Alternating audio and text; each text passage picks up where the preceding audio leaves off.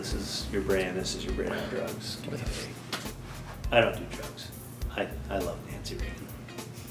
Not as a politician. Just, sexually, I think she's amazing.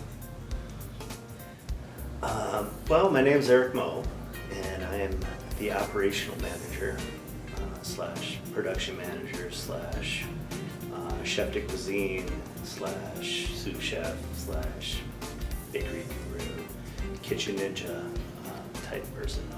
I worked a lot of farm jobs when I was a kid, and while they were fun, when you're 9, throwing 100-pound bales of hay onto a moving tractor, you kind of look for other things. And yeah, when you're big enough to throw 100-pound bales of hay on a tractor, you like to eat. And so you find a way to meet both ends, and you decide that you like to cook. Because eating and cooking are good together. Denzel Washington is one of the most attractive males only because he's the most symmetrical person that you see on a regular basis. Nobody is symmetrical. No. Except for Denzel. I did. Is that how you got up here? Yeah, I had a football scholarship, and I got hurt, and I ended up going through a lot of rehab and a lot of surgeries and everything, and I ended up transferring up here. My high school football coach was the backup quarterback for Mariucci when they won the Division II championship back in the 70s. He was like, well, why don't you look at NMU? It was because that's what you do when you're an actor or a musician. You work in a restaurant. It's kind of in the book, the handbook they give you. So you want to be a professional rock star or actor.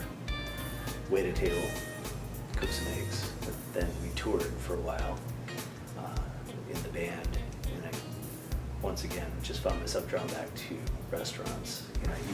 You find people that are like you, that have the same mentality and that you get along with. And restaurant people were always my people. I've mentioned the movie Waiting several times, and it's like, seriously, anybody who's worked in the business for any amount of time could name their own characters from that movie. Throwing up in the sand is cool as long as it's away from everybody, because it kind of stays there for a while. I don't know. It was a lifestyle. It was cool. We had a lot of fun. Very Bourdain-like. It's if you read that book, it's very similar. A lot of people didn't like it because it let a lot of our secrets out. I'm talking about Kitchen Confidential. So, and they're not really secrets. It's just how we live. Or blow the doors off, literally, because of the gas leak. So,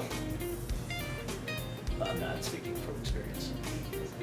I have a barbecue or something, and you end up having too many beers or whatever. You tend to overseason, or at least I do. And by overseason, I mean like just dump salt in the shit and walk away and be like, oh yeah, look, it's burnt. That's on fire. No wonder it's salty. Oh, sometimes he'd moon you too. Like if you open the cooler door, he'd be like bent over waiting for you to open, and he's like, hey, have you guys seen the celery down here? And his pants around his ankles.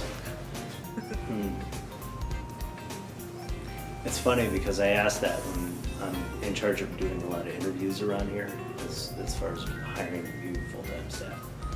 And that's always, if you had to cook a dinner for us, what would it be?